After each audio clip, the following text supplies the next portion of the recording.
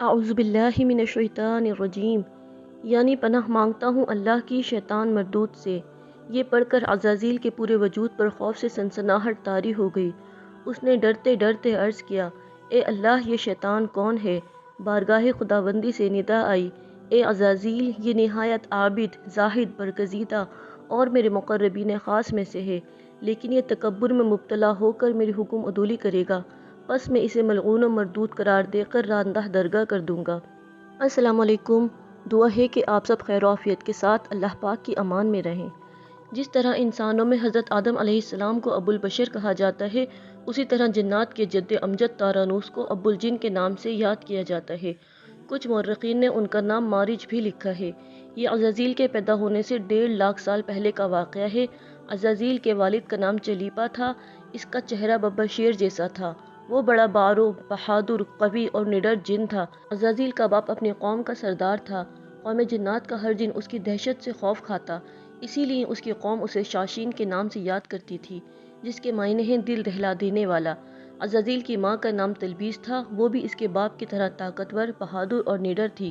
جنوں کی اکثریت سرکش، شرپسند، فسادی اور جنگ و جدل کی دلدادہ ہوتی ہے، جبکہ نیک اور پرامن جنوں کی تعداد آٹے میں نمک کے برابر ہے۔ چلیپا نے اپنے قبیلے کے لیے بہت جنگیں لڑیں، اور ایک وقت آیا کہ تمام قبائل چلیپا کے زیر نگیں ہو گئے، اور یہی وہ وقت تھا کہ جب اس کی قوم غرور و تکبر میں مبتلا ہو کر سرکشی پر اتر آئی، یہاں تک کہ ان کے جھگڑوں، فسادات اور خون خرابے سے زمین سرخ ہو گئی۔ لہٰذا اللہ تعالیٰ نے اس فساد کے قلع کمر کے لیے آسمانوں سے فرشتوں کی فوج بھیجی۔ زمین پر قوم جنات اور فرشتوں کے درمیان ایک خوفناک جنگ ہوئی، جس کے نتیجے میں عزازیل کے والدین سمیت زیادہ تر شرپسند جن مارے گئے۔ کچھ سمندر پار دور دراز جزائر میں جا چھپے، جبکہ نیک جنوں نے غاروں میں پناہ لی۔ بعض مورخین اس وقت عزازیل کو جوان بتاتے ہیں، اور بعض بتاتے ہیں کہ وہ کم عمر تھا۔ بہرحال جب فرشتے فتح یاب ہونے کے بعد آسمانوں پر واپس جانے لگے، تو جو جنات قیدی بنا کر آسمان پر لے جائے گئے، ان میں عزازیل بھی شامل تھا۔ اس کی رسائی صرف پہلے آسمان تک محدود تھی۔ وہاں اللہ کے حکم سے عزازیل کی تعلیم و تربیت کا بہترین بندوبست کر دیا گیا۔ وہ بہت ذہین تھا اور محنتی بھی۔ اپنا تمام تر وقت عبادت و ریاضت میں گزارتا، سب سے بہت کم بات کرتا، اور قدرت الہی کے پوشیدہ رازوں کو جاننے کی ناکام کوششوں میں اپنا سر کھپاتا۔ اس کا ہدف اللہ تعالیٰ کا سب سے مقرب اور عبادت گزار بننا تھا، جس کے لیے اس نے دن رات ریاضت و عبادت میں صرف کی، یہاں تک کہ ایک دن اللہ نے اسے دوسرے آسمان پر فائز فرما دیا، اور پھر گزرتے وقت کے ساتھ اپنی علمیت اور قابلیت کی بنا پر اسے اللہ کا قرب حاصل ہوتا چلا گیا۔ پہلے آسمان پر اسے عابد، دوسرے پر زاہد، تیسرے پر عارف، چوتھے پر ولی، پانچویں پر تقی، چھٹے پر خازن، اور ساتویں آسمان پر عزازیل کے نام سے پکارا جاتا۔ حضرت کعب احبار رضی اللہ تعالیٰ عنہ اس کے بارے میں بیان فرماتے ہیں کہ ابلیس 40,000 برس تک جنت کا خزانچی رہا، 80,000 برس تک ملائکہ کا ساتھی رہا، 20,000 برس تک ملائکہ کو وعظ سناتا رہا، 30,000 برس تک مقربین کا سردار رہا، 1,000 برس تک روحانین کی سرداری کے منصب پر فائز رہا، 14,000 برس تک عرش کا طواف کرتا رہا۔ لوح محفوظ پر اس کا نام ابلیس لکھا ہوا تھا، اور یہ اپنے انجام سے غافل اور خاتمے سے بے خبر تھا۔ فرشتوں کو اللہ پاک نے نور سے پیدا کیا، ان کے یہاں عورتیں نہیں ہوتی، نہ ان کی نسل بڑھتی ہے، جبکہ جنات کو نار یعنی آگ سے پیدا کیا گیا، اس لیے ابلیس کی 9 اولادیں تھیں۔ تخلیق آدم سے ہزاروں سال پہلے کی بات ہے کہ ایک دن عزازیل ادب و احترام کا خیال رکھتے ہوئے لوح محفوظ پر پہنچا۔ شکر و احسان سے بوجھل پلکوں کو اٹھا کر اوپر دیکھا تو وہاں تحریر تھا، اعوذ باللہ من الشیطان الرجیم، یعنی پناہ مانگتا ہوں اللہ کی شیطان مردود سے۔ یہ پڑھ کر اس کے پورے وجود پر خوف سے سنسناہٹ طاری ہو گئی۔ اس نے ڈرتے ڈرتے عرض کیا، اے اللہ یہ شیطان کون ہے؟ بارگاہ خداوندی سے ندا آئی، اے عزازیل یہ نہایت عابد، زاہد، برگزیدہ اور میرے مقربین خاص میں سے ہے، لیکن یہ تکبر میں مبتلا ہو کر میری حکم عدولی کرے گا، پس میں اسے ملعون اور مردود قرار دے کر راندہ درگاہ کر دوں گا۔ رب ذوالجلال کی اس بات سے عزازیل لرز اٹھا، اس کی زبان میں لڑکھڑاہٹ آ گئی۔ اٹکتے لفظوں میں اس نے دریافت کیا، اے معبود برحق، کیا میں اس سے واقف ہوں؟ ارشاد ہوا، وقت آنے پر تو نہ صرف اسے پہچان جائے گا بلکہ اس کے انجام سے بھی واقف ہو جائے گا۔ عرش معلیٰ سے آنے والے اس جواب سے اس کا وجود کانپ اٹھا، بے اختیار آنکھوں میں آنسو جاری ہو گئے۔ اس نے سوچا، آخر وہ کون بدبخت اور بدنصیب ہوگا جو ہمیشہ کے لیے نشان عبرت بنا دیا جائے گا۔ پھر جب اللہ تعالیٰ نے حضرت آدم علیہ السلام کی تخلیق کا فیصلہ فرمایا، جس کے لیے دنیا کے ہر کونے سے مٹی لائی گئی، علامہ ابن کثیر لکھتے ہیں کہ اللہ عز و جل نے آدم کے پتلے کو اپنے دست قدرت سے پیدا فرمایا اور یہ بغیر روح کے 40 سال تک اسی طرح پڑا رہا۔ فرشتے جب اس کے پاس سے گزرتے تو گھبرا جاتے۔ ان میں سے سب سے زیادہ گھبرانے والا ابلیس تھا۔ یہ اس کے پاس سے گزرتا تو اسے مارتا، جس کی وجہ سے اس کے جسم میں سے ایسی آواز نکلتی جیسے کھنکھناتی ہوئی مٹی کی ٹھیکری سے نکلتی ہے۔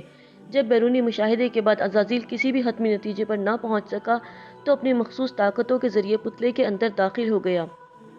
شاید اسی لیے کہا جاتا ہے کہ شیطان تمہاری رگوں میں خون کی طرح دوڑتا ہے۔ دوران سیر اس کو بہت ساری باتیں معلوم ہوئیں اور عزازیل نے اپنی طویل عمر میں جو کچھ دیکھا تھا وہ سب اس پتلے میں موجود تھا۔ چنانچہ جب وہ رگ رگ کی سیر کرتا ہوا قلب تک پہنچا تو قلب کچھ اس طرح بند کیا گیا تھا کہ اپنی مخصوص طاقتوں اور مخفی علوم جاننے کے باوجود قلب کو نہ کھول سکا۔ شاید اس لیے کہا گیا ہے کہ میں یعنی اللہ تعالیٰ کسی چیز میں نہیں سما سکتا، لیکن مومن کا قلب ایسی جگہ ہے جہاں میں سما جاتا ہوں۔ عزازیل اس کے اندرونی حالات معلوم نہ کر سکا کیونکہ خالق نے اسے سربا مہر یعنی سیل کر دیا تھا۔ بس عزازیل سمجھ گیا کہ اس پراسرار ڈبیا میں کوئی خاص خزانہ چھپایا گیا ہے جسے مجھ سے پوشیدہ رکھنے کا مکمل انتظام ہے، لیکن اسے اپنی طاقتوں پر بڑا زوم تھا۔ اسی لیے اس نے فرشتوں سے کہا، تم اس سے نہ ڈرو، یہ تو اندر سے خالی ہے، اگر میں اس پر مسلط ہو گیا تو اسے ہلاک کر ڈالوں گا۔ پھر جب اللہ تعالیٰ نے آدم میں روح پھونک دی اور انہیں تمام چیزوں کے نام سکھا دیے اور انہیں فرشتوں کے سامنے پیش کرتے ہوئے فرمایا، اگر تم سچے ہو تو مجھے ان چیزوں کے نام بتاؤ۔ انہوں نے کہا، تو پاک ہے، ہم تو اتنا ہی جانتے ہیں جتنا تو نے ہمیں بتایا ہے، بے شک تو بڑے علم اور حکمت والا ہے۔ پھر اللہ نے فرمایا، اے آدم ان چیزوں کے نام بتاؤ۔ پھر جب آدم علیہ السلام نے انہیں نام بتا دیے تو فرمایا، کیا میں نے تمہیں نہیں کہا تھا کہ میں آسمانوں اور زمین کی چھپی ہوئی چیزوں کو جانتا ہوں اور جو تم ظاہر کرتے ہو اور جو تم چھپاتے ہو اسے بھی جانتا ہوں۔ پھر فرشتوں کو حکم دیا گیا کہ آدم کو سجدہ کرو۔ انہوں نے سجدہ کیا مگر ابلیس نے انکار کیا۔ اللہ تعالیٰ نے فرمایا، تجھے سجدہ کرنے سے کس چیز نے منع کیا جبکہ میں نے تجھے حکم دیا؟ وہ بولا، میں اس سے بہتر ہوں کہ تو نے مجھے آگ سے بنایا ہے اور اسے مٹی سے بنایا۔ میں ایسا نہیں کہ انسان کو سجدہ کروں جسے تو نے سڑے ہوئے کھنکارتے گارے سے پیدا کیا۔ اللہ نے فرمایا، اب تو یہاں سے نکل جا کیونکہ تو مردود ہو گیا ہے اور قیامت تک تجھ پر میری پھٹکار ہے۔ پھر عزازیل سے ابلیس اور شیطان بننے کے بعد اس نے کہا، اے میرے رب، مجھے روز محشر تک کی مہلت دے دے۔ اللہ نے فرمایا، جا، میں نے تجھے متعین وقت کے دن تک مہلت دے دی۔ پھر شیطان نے کہا، مجھے تیری عزت کی قسم، میں ان سب کو یقیناً بہکاؤں گا، ان پر حملہ کروں گا، ان کے آگے سے بھی اور ان کے پیچھے سے بھی، ان کے دائیں جانب سے بھی اور بائیں جانب سے بھی، اور آپ ان میں سے اکثر کو شکر گزار نہیں پائیں گے۔ اللہ تعالیٰ نے فرمایا کہ یہاں سے ذلیل و خوار ہو کر نکل جا، ان میں سے جو شخص تیرا کہنا مانے گا میں ان سب سے جہنم کو بھر دوں گا۔ اور یوں بارگاہ خداوندی سے دھتکارے جانے کے بعد وہ عزازیل سے ابلیس بن گیا۔ غرور، تعصب اور تکبر اس کی 50,000 سال کی عبادتوں پر غالب آ گیا اور خداوند قہار و جبار نے لعنت کا طوق اس کے گلے میں پہنا کر اس مردود کو جنت سے نکال دیا، جس کے بعد ابلیس اپنے 9 بیٹوں کے ساتھ زمین پر اترا۔ شیطان نے اپنے بیٹے حفاف کو صحرا میں شر پھیلانے، لاقس اور ولحان کو نمازوں کے درمیان وسوسہ پیدا کرنے، ذلبنور کو جھوٹی تعریفوں اور جھوٹی قسموں کے لیے اکسانے، حشر کو ماتم گریبان پھاڑنے اور سینہ کوبی کے لیے تیار کرنے، ابیس کو انبیاء کے دلوں میں وسوسے ڈالنے، اعوذ کو زناکاری کرنے، واسم کو گھروں میں فساد ڈالنے اور متوس کو افواہ سازی پر لگا دیا۔ یوں زمین پر شر، گمراہی اور سفلی طاقتوں کی تاریخ کا آغاز ہوا۔ عربی زبان میں نافرمان، سرکش، باغی اور خبیث وجود کو شیطان کہا جاتا ہے، خواہ وہ انسان ہو یا جن۔ انسان کو گمراہ کرنے کے پیچھے نہ صرف شیطان کا ہاتھ ہے بلکہ بے شمار انسانی روپ میں موجود شیطانوں کا ہاتھ بھی ہے۔ دوستو، اللہ پاک کے ساتھ جڑے رہیے، دین چینل کے ساتھ جڑے رہیے، اپنا خیال رکھیے گا۔ اللہ حافظ۔